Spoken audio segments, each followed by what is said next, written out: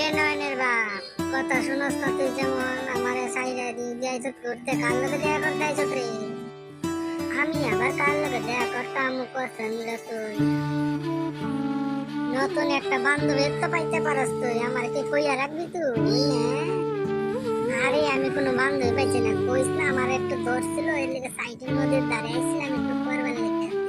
কইয়া লাভ নেই, যে ধরা ধরছে আমার